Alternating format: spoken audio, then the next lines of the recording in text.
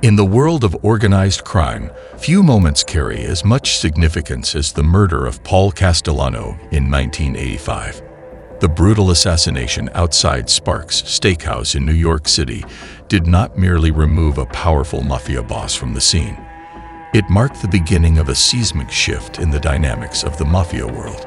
Behind this high-profile killing lay not only internal power struggles within the Gambino family, but also a series of consequences that reverberated through the mafia landscape for years. Fast forward to 1992, and the repercussions of that murder were fully realized when John Gotti, the man behind Castellano's assassination, was convicted of orchestrating the hit.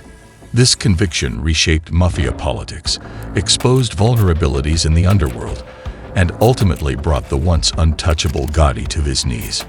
The murder of Paul Castellano. Prelude to change.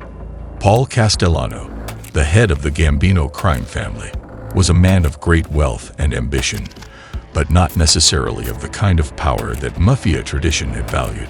He was a boss who preferred to operate from behind the scenes, surrounded by bodyguards and advisors, keeping a safe distance from the gritty, hands-on business of the mafia. His leadership style, which prioritized business dealings and financial empires, was not one that resonated with many members of his own family, especially not with John Gotti, a rising star in the Gambino ranks who believed in a more traditional, street-smart approach to mafia life. Castellano's decision to distance himself from the day-to-day activities of the family and instead delegate much of the work to his underlings, particularly his trusted consigliere, led to discontent among some of the more old-school members of the Gambino family. Gotti, in particular, had long harbored ambitions of taking control. He had quickly gained the loyalty of key figures in the family, thanks to his charisma, street credibility, and ruthlessness. However, despite his growing influence, Gotti had to wait for the right moment to strike.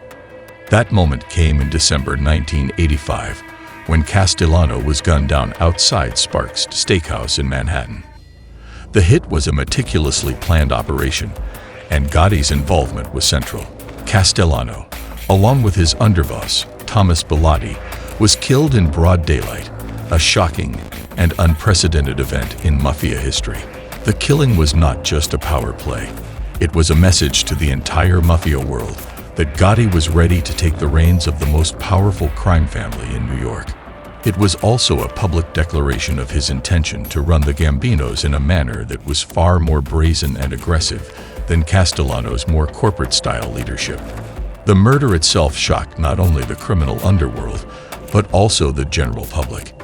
In an era where mafia hits were typically conducted in private, far from prying eyes, the public nature of Castellano's execution demonstrated the sheer audacity of the Gambino family under Gotti's direction. The hit was a turning point, marking the end of one era in the mafia and the beginning of another. Gotti's rise to power. A new era for the Gambinos. After Castellano's death, Gotti wasted no time consolidating his power. His swift ascension to the role of boss was not entirely without opposition, but Gotti's reputation and fearsome persona made it difficult for anyone to challenge his position. Unlike Castellano, who had shied away from direct involvement in street-level operations, Gotti thrived in the limelight, enjoying the power and attention that came with being the head of the Gambino family. Gotti's reign as the boss of the Gambinos ushered in a new era for the mafia. His leadership was characterized by more visible and violent tactics. Unlike Castellano, who had preferred to operate with a veneer of legitimacy, Gotti openly flaunted his power and wealth. The media, which had largely ignored the mafia in previous decades, became fascinated with Gotti. He was dubbed the Dapper Don due to his impeccable fashion sense, his polished demeanor, and his public appearances. He was a man who could strut into a room and command attention, and that persona made him not only a feared mafia boss, but also a popular figure. However, Gotti's ability to maintain this public image was tied to his ruthless and violent methods. His aggressive tactics led to a series of bloody power struggles within the Gambino family, and Gotti's control was never fully secure. Yet he was highly skilled at manipulating both the media and the legal system, which allowed him to avoid multiple convictions. His ability to stay out of prison, even after being charged with multiple murders, earned him the nickname, the Teflon Don. For years, it seemed that nothing could touch him.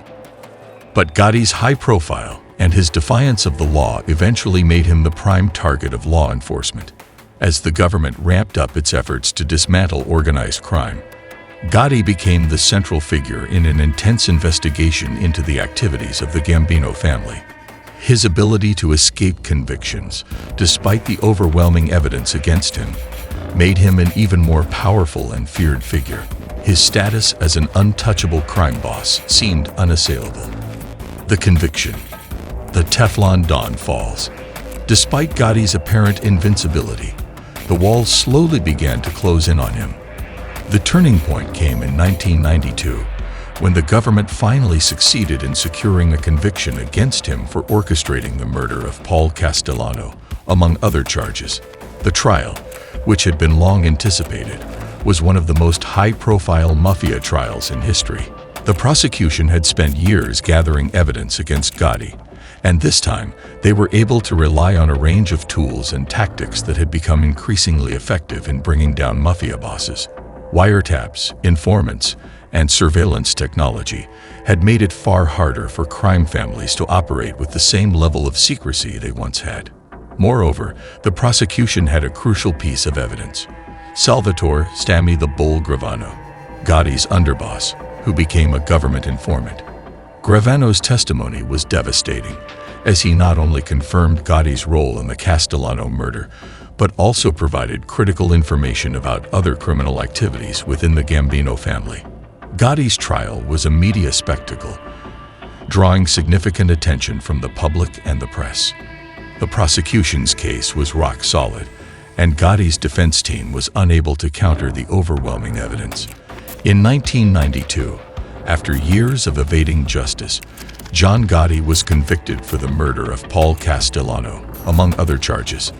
The conviction was a major victory for law enforcement, and it marked the end of Gotti's reign as the powerful, untouchable boss of the Gambino family.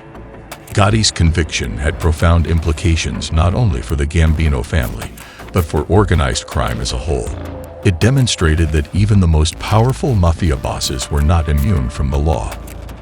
The government's success in bringing down Gotti was a result of new investigative techniques, but also a sign of the changing dynamics within the Mafia. Law enforcement agencies were increasingly adept at infiltrating criminal organizations, and the Mafia's once airtight code of silence was being broken by informants willing to testify against their former associates. The aftermath. A changing Mafia. The conviction of John Gotti in 1992 sent shockwaves through the Mafia world, marking the beginning of the end for the old guard of Mafia bosses. Gotti's fall from grace highlighted the vulnerability of the Mafia to the changing tactics of law enforcement. The use of wiretaps, informants, and new investigative techniques made it harder for crime families to operate with the same level of secrecy and efficiency they once had. The public nature of Gotti's trial and conviction also demonstrated that the Mafia's traditional methods of evading justice were no longer effective in the modern age. Thank you for taking the time to explore this pivotal moment in Mafia history with us. The assassination of Paul Castellano and the conviction of John Gotti forever changed the course of organized crime in America, reshaping the Mafia's power structure and demonstrating the evolving strength of law enforcement. If you found this story fascinating, be sure to hit that like button and subscribe for more deep dives into the most gripping and transformative moments in criminal history. Your support helps us bring you more content like this, so don't forget to leave a comment below with your thoughts or any topics you'd like us to explore next. Until next time, stay tuned for more.